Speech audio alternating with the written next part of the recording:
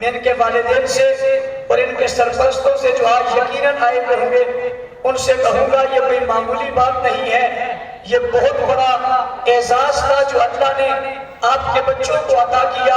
وہ اعزاز کیا ہے کہ وہ کلام جو اللہ کا کلام ہے۔ الصلاة والسلام علی من لا نبی بعدہ، اما بعد فاعوذ باللہ من الشیطان الرجیم، بسم اللہ الرحمن الرحیم۔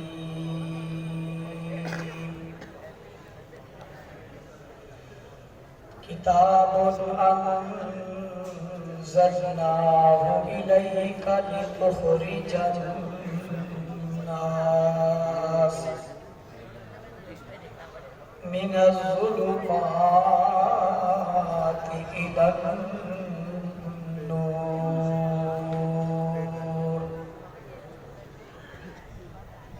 وقال الله تبارك وتعالى في مقام آخر: الف لام میم، ذلك الكتاب لا ريب فيه هدى للمتقين۔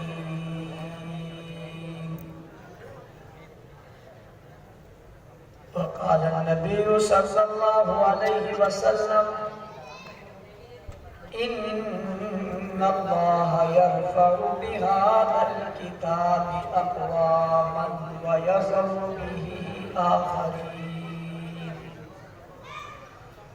صدق الله العظيم وبلغنا رسوله النبي الأمي الكريم۔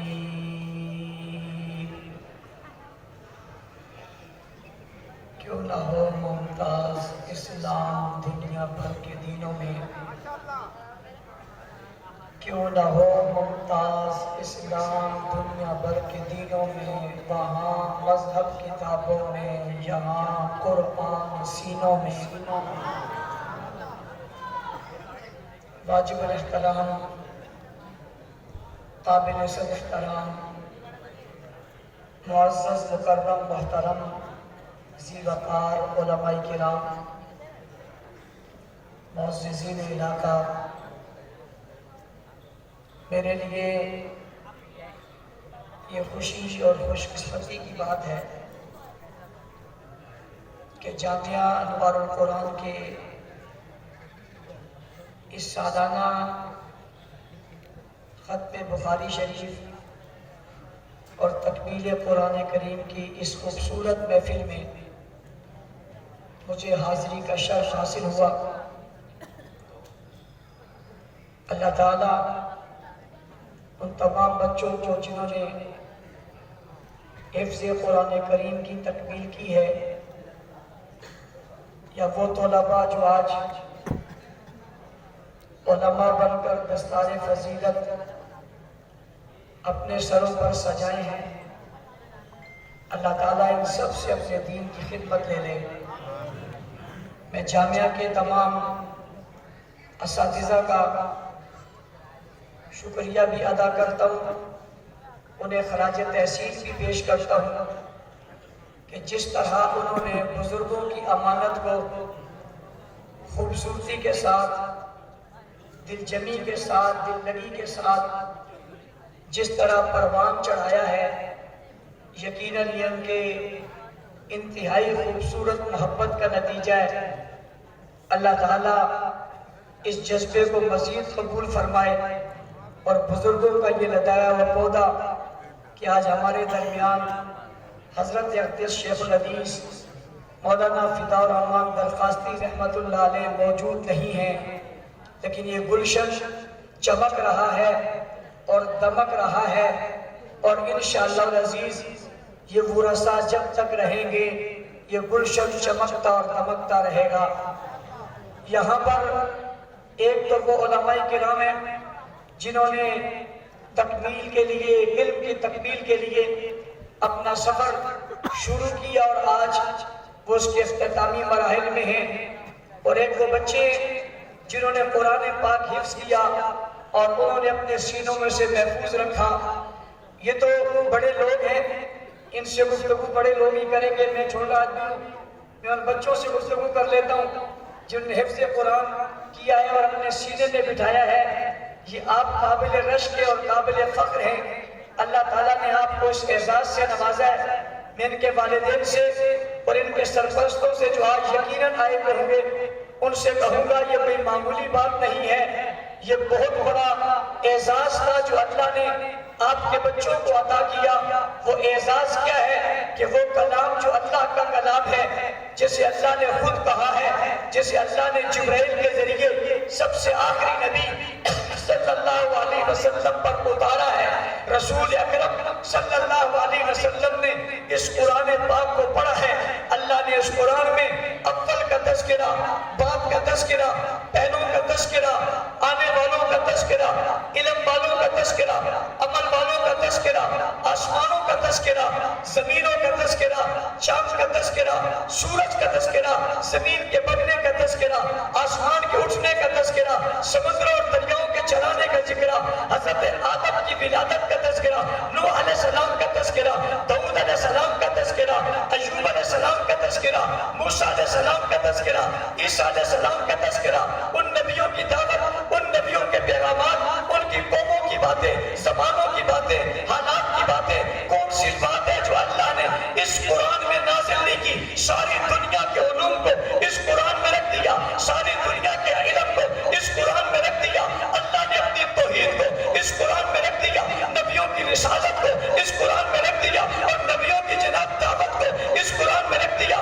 سابقہ قوموں میں کی جانے والی باتوں کو اس میں رکھ دیا، ان کی طاقت اور قوت کے تذکروں کو اس میں رکھ دیا، زمین آسمان کی بناوٹ کی باتیں اس کے اندر رکھ دی، فرشتوں کا ذکر اس کے اندر ہے، رسولوں کا ذکر اس کے اندر ہے، پیغمبروں کا ذکر اس کے اندر ہے، قیامت کا ذکر اس کے اندر ہے، پہلے والوں کا ذکر اس کے اندر ہے، بعد والوں کا ذکر اس کے اندر ہے، حقوق کا ذکر اس کے اندر ہے، دین کا ذکر اس کے اندر ہے، شریعت کا ذکر اس کے اندر ہے، سیاست کا ذکر اس کے اندر ہے، ریاست کا ذکر اس کے اندر ہے، صداقت کی باتیں اس کے اندر ہے، دیانت کی باتیں اس کے اندر ہے، امانت کی باتیں اس کے اندر ہے، وفا کی باتیں اس کے اندر ہے، ہمت کی باتیں اس کے اندر ہے، جرأت کی باتیں اس کے اندر ہے، بنیاد کی باتیں اس کے اندر ہے، آغاز کی باتیں اس کے اندر ہے، عروج کی باتیں اس کے اندر ہے، تورات کی تصدیق اس میں ہے، زبور کی تصدیق اس میں ہے، انجیل کی تصدیق اس میں ہے، سابقہ نبیوں کی تصدیق اس میں ہے، حضور کا تذکرہ اس میں ہے، حضور کی صفات اس میں ہے، حضور کے کمالات اس میں ہے، حضور کی عظمت اس کے اندر لکھی ہے، فضوہ اس نے کہا ہے، یاسین اس نے کہا ہے، طٰہٰ اس نے کہا ہے، مزمل اس نے کہا ہے، مدثر اس نے کہا ہے، اِنَّا أَرْسَلْنَاكَ شَاهِدًا وَمُبَشِّرًا وَنَذِيرًا وَدَاعِيًا إِلَى اللَّهِ بِإِذْنِهِ وَسِرَاجًا مُنِيرًا۔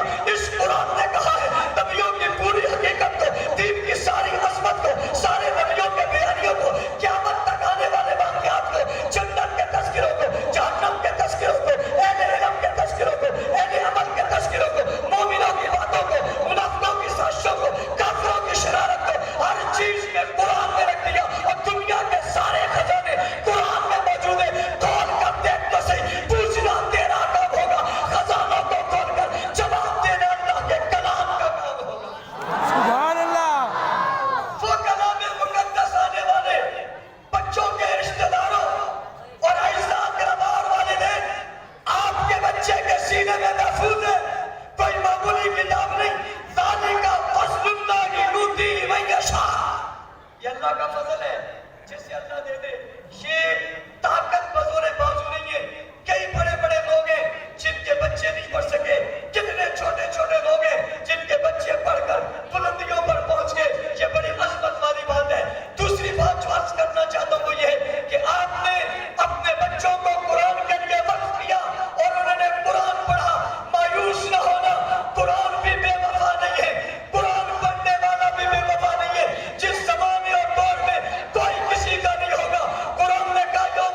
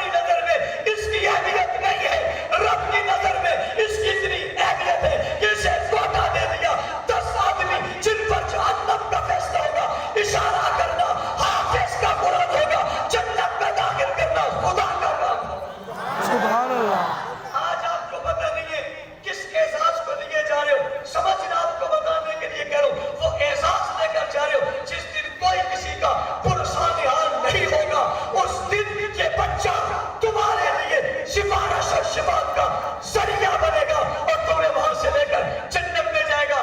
آج کسی کو پلاٹ مل جائے, علاقے میں گھر مل جائے, میں نے کہا کہاں سے ملا؟ کہتے تمہیں پتا نہیں, میرا بچہ افسر لگا ہوا ہے, اسے یہ مکان ملے, اس کی وجہ سے میں اس مکان میں رہ رہا ہوں. میں اس جنتے میں شخص سے بروز قیامت سوال کروں گا جس کے سر پر تاج ہوگا, وہ مٹک مٹک کر چل ہوگا.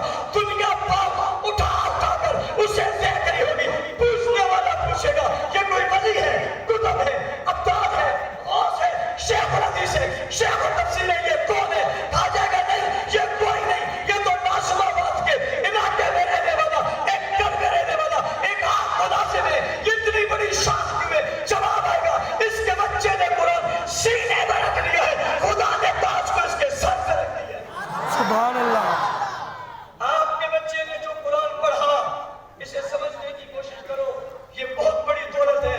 ہوا خیر مما یجمعون, جتنی چیزیں تم جمع کرتی ہو یہ سب سے افضل ہے. اور جناب رسول اکرم صلی اللہ علیہ وسلم کے کیا خوبصورت جملے ان الفاظ کے لیے فرمایا, اشراف امتی حملۃ القرآن.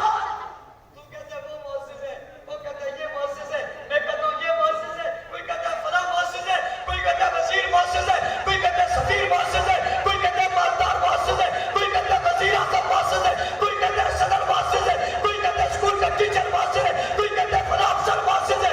آپ بتائیے کون مؤسس ہے؟ فرمایا قرآن والا مؤسس ہے. تجھے کون مؤسس کہہ رہے ہیں, لیکن قرآن والے کو جو مؤسس کہہ رہے ہیں وہ خود سب سے مؤسس ہے. جس کی عزت اور عظمتوں کی بات دنیا میں ہو ہی نہیں سکتی, جس کی کمالات اور صفات کے تذکرے مکمل ہی نہیں ہو سکتے, جس کی عظمتوں کو خراج تحسین بھی پورا پیش نہیں کیا جا سکتا. لا یمکن الصدر کما کان حقہ بعد از خدا بزرگ ہوئی قصہ مختصر, جو رب کے بعد سب سے بڑا درجہ رکھا ہے. اس نے کہا اشراف امتی حملۃ القرآن, اس مفضل امت کے قرآن لینے والے, قرآن پڑھنے والے دنیا کے سب سے مؤثر ہیں. حضور علیہ السلام کا دوسرا جملہ, دوسری حدیث میں والدین کی نظر اس لیے کرنا چاہتا ہوں, جب آج آپ گھر جائیں گے, آپ کا بچہ آئے گا, اس کی پیشانی چوم لینا, اس نے آپ کا سر فلک سے بلند کر دیا ہے. لوگ آپ کو کہیں گے کیا کر رہے ہو, بچے کو کہاں بھیج دیا, اس کو کیا پڑھوا دیا, اس کو مولوی بنا رہے ہو, یہ کھائے گا کہاں سے؟ انہیں کہو میں نے اسے دے دیا جو سب کو کھلاتا ہے. انہیں کہہ دو یہ بچہ میں نے اسے دے دیا جو سب کو کھلاتا ہے, جس کی وجہ سے تم بھی کھاتے ہو, جو تمہیں بھی کھلاتا ہے. میں نے یہ بچہ اس کے حوالے کیا, اس کا کلام کے حوالے کیا, اور وہ کلام اس کے سینے میں جو سبھی کو کھلاتے ہیں, وہ کھلائے نہ کوئی کھا سکتا نہیں. ایسے نہیں کہہ رہا, اسپتال میں جائیے, لیٹے ہوئے ایک مالدار آدمی سے پوچھئے جوس پیو گے, کہتے شوگر ہے. آئس کریم کھاؤ گے, کہتے شوگر ہے. بریانی کھاؤ گے, کہتے بیماری ہے. نہیں کھا سکتے. ہم چھوٹے ہوتے تھے, ختم قرآن میں ایک جگہ جاتے تھے, کارساز نام تھا, بڑے لوگوں کی جگہ تھی, وہاں جا کر صبح صبح اس لیے جاتے تھے کہ ناشتہ اچھا ملتا تھا. بہت طالب علم کی خواہش ہوتی تھی کہ یہاں چلے جاؤ, اور جس کے یہاں جاتے تھے وہ ناشتے میں جو ہے وہ پاپے دیتا تھا.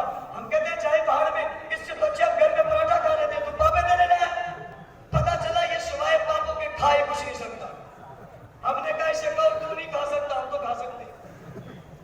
اتنا مالدار ہو کر پاپے کہتا ہے کیا کھائیں گے, بھائی نے وہ کھلائے گا جو تمہیں بھی کھلاتا ہے, اور جس دن وہ کھلانا بند کر دے کوئی کھلا سکتا ہی نہیں. میں نے کئی لوگ دیکھے, میں نے کہا کیا لگا ہوا ہے, کہتے خوراک کی نالی لگی ہے. میں نے کہا خوراک یہاں سے کیوں نہیں کھاتے گا, کھانے والی جگہ ایک بار. یہ کون کھلاتا ہے, کون پلاتا ہے؟ یہ اللہ کھلاتا ہے. کہاں بیچ رہے ہو,